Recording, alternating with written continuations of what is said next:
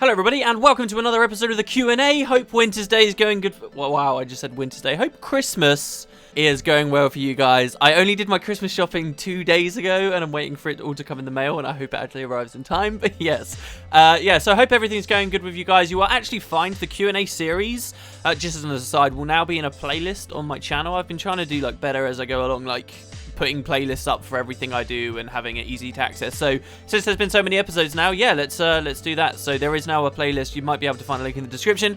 Anyway, let's get on with the questions. I've got quite a few. This is actually the second time I'm recording this, just because on the last version I spent literally half an hour just blathering on about the difference between living story and personal story, and we'll just do less of that this time. So the first question will be on that topic from Darishan, who says, how significant to the dragon plotline do you think the fighting between Scarlet and Marjorie is? Also, where do you see this plotline going as we defeat more of the Elder Dragons?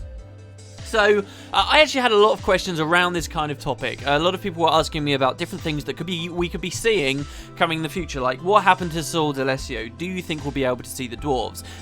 These are cool ideas. I've talked about the Sol D'Alessio one a lot in the past before. The dwarf one's actually pretty interesting. Someone asked me specifically, hey, do you think they'll become a playable race? I really don't think they'll become a playable race, because ArenaNet made this big push with Guild Wars 2, and even back during Eye of the North, to have a lot of their own races, right? Even if you look at the candidates for other races that could be coming, they're not typical fantasy. I mean, the Tengu sort of are. You do see those in other mythos and stuff, but you don't really get Tengu playable in other MMOs, right? And if you think about some of the other candidates that they seem to have added, like the Lagos too, none of it's traditional fantasy stuff. It's all a big push to be like, hey, look, this is a fantasy game, and we've got wargs and we've got trolls and ogres and stuff, but all the core stuff is all unique to Guild Wars 2. So I don't think we ever will see the dwarves be playable. I do think that they'll bring the dwarves into the living story, hopefully at some point, maybe if they go for the expansion route. They're actually saying, I mentioned this on Visual Wood, I don't think I have it all on my channel yet though, the fact that this new update that ArenaNet have put out about what they're doing with the living story, how we're having this break and then we're going to have a conclusion in the next act, they've actually said in that blog, they describe it as rocking Tyria to the core, and some very smart person immediately messaged me and said, hey, what do you think they mean by rocking to the core? Do you think that maybe they're talking about the destroyers? And in combination with the fact that the Tengu in Kessex Hills have started talking about destroyer attacks appearing both sides of the wall to the Dominion of Winds, it seems like maybe, yeah, we could be looking at something to do with Primordus, and that could be coming with the next living story patch that we see, and or the next huge arc. We've had Scarlet first, and now we're going to have a proper arc on some other topic, and a lot of people have been asking for Elder Dragons, so yes, maybe the living story will be moving towards that, and we could see some kind of connection, therefore, between the whole Scarlet Marjorie thing and the current stuff going on and the Elder Dragons later. It might not be a huge connection. It might just be that something that Scarlet's doing, she's been researching clearly stuff to do with the nature of magic and Elder Dragons, and they could have, these big 4 updates we've got left that they want to spend extra time on. Maybe that will be the link that you're looking for, but I think the main thing on people's minds is, hey, when are we going to go back to the Elder Dragons? And it looks like ArenaNet have finally decided that we might be. The thing that I got really bogged down last time I was trying to record this Q&A with was the fact that it was quite clear for a very long period of time that ArenaNet didn't want the living story to cover personal story territory. It was a deliberate decision not to talk about the Elder Dragons and this kind of stuff, because living story and personal story were going to be 2 distinct things, and they may still be 2 distinct things. There's even quotes from the devs back when living story's first coming out where they're saying, look, personal story will still be continuing, but this isn't it. And, there was a deliberate reason. The personal story is quite distinct. It's got a lot more decisions that you as a player make and, potential ramifications. They kind of did it quite badly, in my opinion, and the bar's quite low at launch. But, that's something the living story doesn't give players, like options. Right now, all we've really had for options is community-wide, right? The one time we got to vote for this person or another. And I think living story will stay with that kind of thing. And I think, at least initially, ArenaNet were deliberately trying to keep these 2 things separate. But now it's looking like, we're going to get a totally different story arc. There are perhaps hints that it's to do with the Elder Dragons. The community, at the very least, has been desperate for ArenaNet to go to the Elder Dragons with this stuff, so it would be very likely that they'd eventually listen to that, right? So now that idea initially, oh, living story shouldn't cover personal story territory, maybe that's the line's going to get blurred now. And to what extent, we don't know. It's all complete speculation.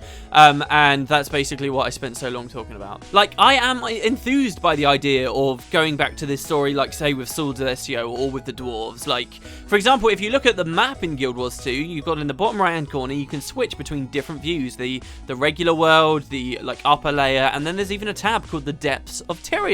And wouldn't it be cool if ArenaNet punched out all of these updates that actually let us go back to the Depths of Tyria, deal with Primordus in his own home kind of area, look at, you know, cut off Asuran civilizations we haven't met for a long time, you know, that maybe stayed underground or went back underground after the initial attacks, and, you know, large cities, you know, as powerful or as influential as maybe even Ratasum is, but underground, you know, there are great places we could be seeing in the Depths of Tyria. And it's a potentially really cool idea to me as well of going back there in Guild Wars 2, because in Guild Wars 1, yes, we got to see the Depths of Tyria, but it was all instances, right? It conformed to the limits of that game and what that game was. Well, isn't it a cool idea to you guys to think that we could have like a fully persistent, like, other layer to the whole world deep underground? That's a cool idea to me, that you could zoom out the map and you would flip between Depths of Tyria and everything else, and it would almost give you like a different map down there. And the question is, of course, do they want to do that with the Living Story? Are they capable of giving us big new regions with the Living Story? And I guess time will tell, but it does look like maybe we will be seeing this stuff. And to go right back to your question, is there going to be some connection between Scarlet and Marjorie? Quite possibly, just to segue us together.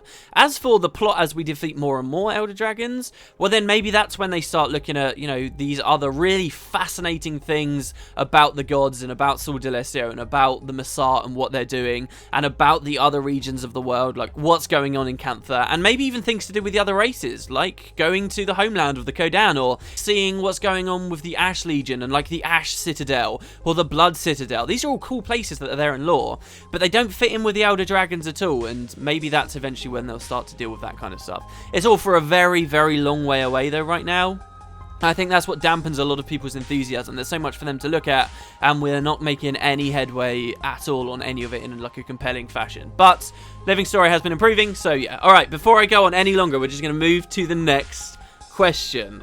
Okay, this one's non-Guild Wars 2 related, but I'd like to bring it up just because it's kind of a bit of a hot topic at the moment. Shingen Takanabe, I think that's how you say your name, says, are you getting hit by any of this content ID crud going on? I am getting hit by this content ID crud. I'm not going to like kick up a huge fuss about it. I think most people have said what can be said.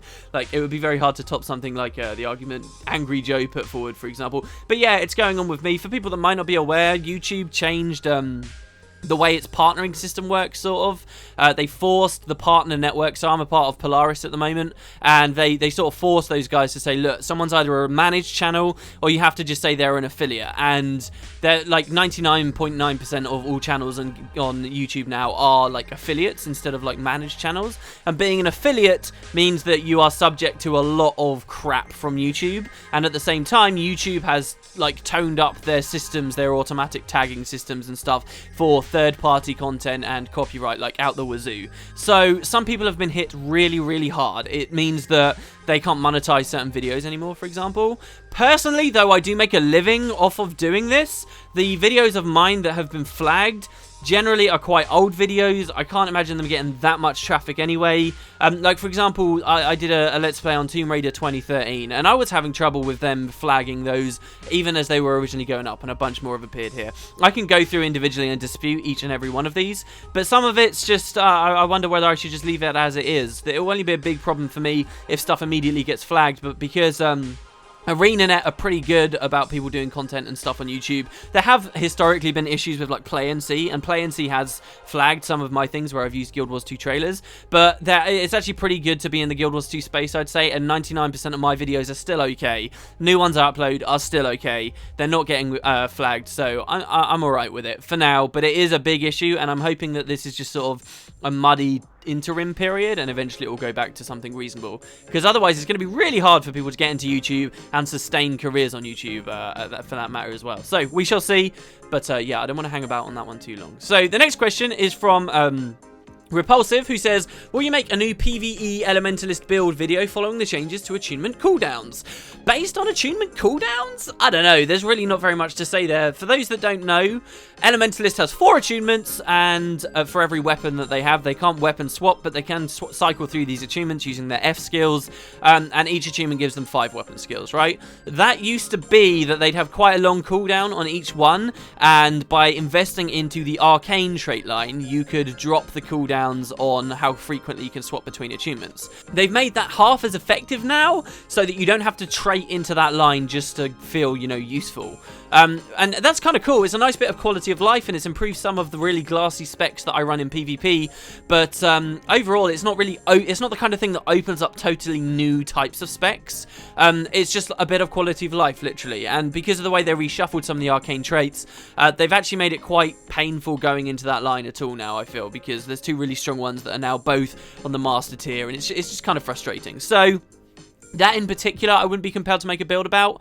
I'm actually just really not very happy with my PvE Elementalist at all right now. I don't know what I'm doing with the build. I mean, the gear's kind of nice on it, but it just feels messy and not really nice, and I'm just not enthused by anything, and it's not doing anything very unique. And it's been a long time since I seriously played PvE on that character, so maybe I'll have a better look at it at some point, but not for a while. Definitely not a PvE build. I have been playing with some of the new traits. There's a new one, guys, if you don't know, right? There's a new Elementalist trait called Diamond Skin, and that's replacing like this really terrible old trait that they'd kept refining, and it was still bad, so they ended up moving it to Master. Diamond Skin means, well, you're above 90% health, you are basically immune to conditions. It's really, really, really cool, but I'm not sure how viable it is either, because it's either super useful and you can just sort of like be bunking a point in PvP and then just like troll people, because they can't, like, being immune to conditions doesn't just mean my mind would immediately go to like bleeds and burning and poison and stuff in DPS, but it actually means you're like immune to immobilize. So you'll see like an engineer will drop a net turret or even supply drop you, and all this crap just comes flying at you and you just shrug it off. It's amazing, like nothing, it doesn't even hit you. It's so good, and like you can walk through fear walls that necromancers lay down or hang about while they're in plague form. Really, really fun, but also, if there's anyone with even slight amount of power damage, they will break you through that 90% threshold, and you're basically screwed. The trait then sort of becomes useless, because even if you then heal back up to max, it doesn't cleanse conditions, so any condis you had on you while you were a little bit low will then just sack you down again, because like Elementalists have such low vitality and such low armor, that top 10% of your health represents pretty much nothing. Elementalist healths yo-yo up and down, and for that reason, it's very difficult to make it viable. It's either like 100% counter-comping someone, or you're in a team fight and it's useless. So it's a weird trait. It is a weird trait. Fun, but I'm not sure how to make it work exactly. So that's what I'm doing with PvE stuff at the moment. I've actually filmed a lot of footage for my engineer build, though, so you guys can look out for that. That should be going up probably tomorrow. The next question is from Ados N Dead Roses, who says, hey WP, I noticed in this video that a fan was PMing you. My question might be difficult to answer because you don't want to alienate your viewers, but do you ever get annoyed when people start talking to you in game? If I'm filming a video, I try to have my chat box on either the combat tab or a specific tab that I set up that I got the idea from Matt Vigil, called a lonely tab, where it just shows nothing. And I try to do that, and I also try to appear offline while I'm recording too, so that people just don't have that option to message me and they don't feel like they're being ignored. If you do get a message through while I'm playing the game, I sort of blame myself. I'm like, oh, I should have had that off or whatever. Like, so I don't really get annoyed. I only get annoyed sort of when people are like, they don't say, hi, how you doing? They don't say whatever, or just introduce themselves. They literally just type, are you recording a video? Or, you know, LOL in all caps or something. And they're just messaging me because they want to appear in the bottom left-hand corner. And it's like, oh, come on, guys. That's a little bit annoying. But otherwise, no, I'm perfectly happy to have people whisper me. I feel like if you go on YouTube and you don't like that, like, it's kind of weird, right? Because this whole thing is to interact with people. Like, reading comments on the videos and stuff is some of my favorite stuff to do. The only other thing that's kind of I feel bad about is if I'm playing Guild Wars 2, I'm always doing something. Like, if I'm not doing something in game, I am not the type of person, maybe in the past I've been this type of person, but lately I'm not, where I'll just like sit about in Lion's Arch and talk to people. I'm just not that kind of person. So a lot of the time recently, people have been messaging me and saying, oh, hey, can I show you this? Oh, can we do this together? Can we do this? Can we do this? And 99.999% of the time, it's going to be, sorry, I'm busy. And that's just the way it is, because I'm always playing something. It would be very rare to ask me if I'm free and I actually actually am, because I want to fill my time with, useful stuff. But yeah, that's kind of my opinion. The only reason I censor chat is because I just don't want people typing stupid stuff or encourage people to just, message just because they want 2 seconds of someone reading the chat box, which is kind of funny to think about if you think about it. The next question is from Colin Gleason, who says, "Hey WP, this is something I've noticed out in Lion's Arch by Fort Mariner. There are a lot of Zishian folk gathering over by the fort. Who are the Zishian? What is it? Why does it seem like they are gathering more in that area? Have they always been there?" They have always been there. I remember the car kit event when South Sun came out. I remember that was the first time I saw them. I'm pretty sure they'd been there since launch, but that was the first time I saw them, and I was like, whoa, what is this? These guys are what are these guys doing? They're building something? Lion's Arch is actually full of loads of weird little things that ArenaNet could, do updates to in their living story. I feel like when the game was released, they just sort of had a bunch of set pieces, and tiny little minor things could have been changing in Lion's Arch for a long time. There's some guy trying to build a shop near the portal entrance near Gendarum Fields. There's these guys, the Zishian. There's been that stuff to do with the lighthouse, for example, obviously, and then the statue, last year when Halloween first struck. There's always been lots of little things like this in Lion's Arch. The Zishian are a pretty interesting one. Nothing's changed with them whatsoever. The Zishian, for people who don't know, the first game, you know how we have the Heart of the Mist for PvP this game? In the first game, it was actually set on, it was like its own little environment. PvP was its own environment. You were instantly level 20. You had access to pretty much everything, but you still had to unlock skills and stuff. But it was really easy to do. But it was in its own area, not the Heart of the Mist. It was an island chain called the Battle Isles. And in the lore, the Battle Isles were inhabited by an order of people known as the Zishian, that particularly favoured Balthazar, because Balthazar's the god of competition and combat and battle and so forth.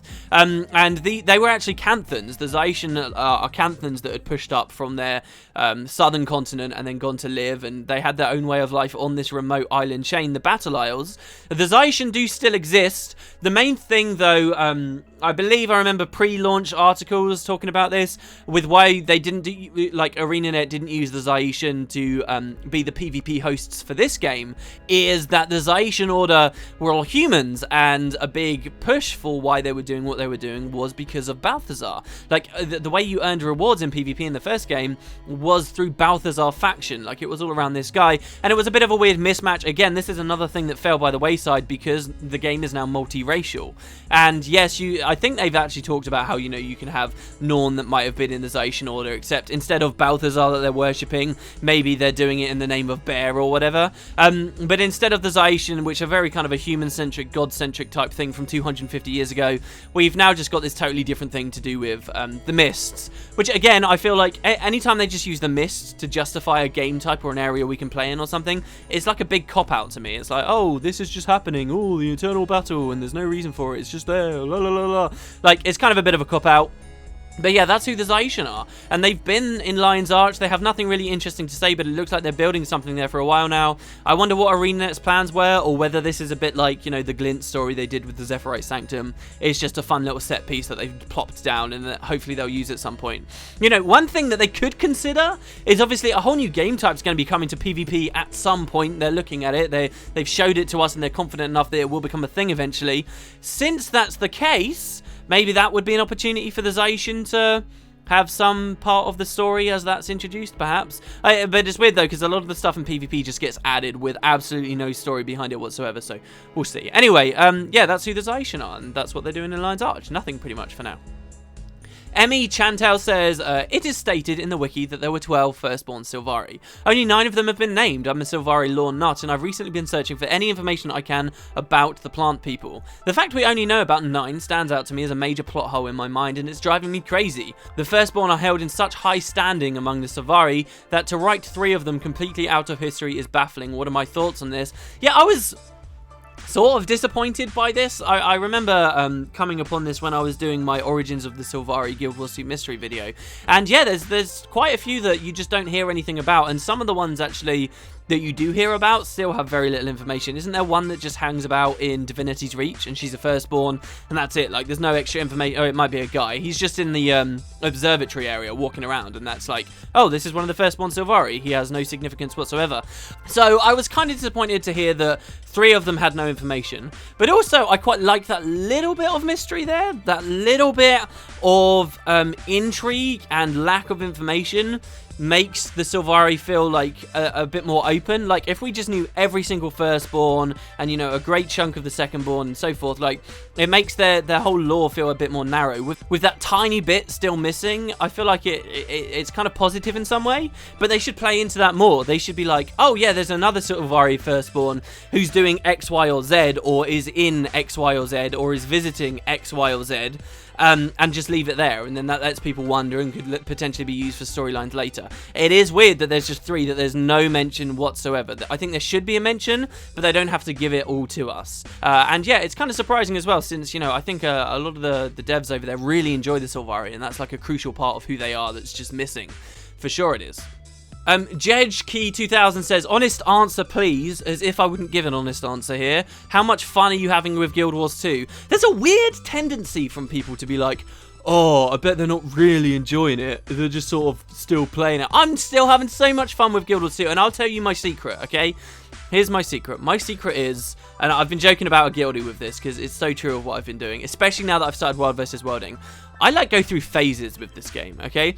And like with Guild Wars 1, I would, or other games, I've got to stop mentioning that so much, but usually I'll play like a game loads and loads and loads, and then I'll stop for ages, and then I'll come back and play loads and loads and loads, and then I'll stop for ages, come back, right? But with Guild Wars 2, because it's got PvE, which in itself, you know, has got varying branches at endgame. You know, do you spend ages focusing on fractals, or do you want to be farming dungeons for a while, or do you want to be doing the boss meta event chains? Like, even that alone has got a bunch of different things you could be doing in it.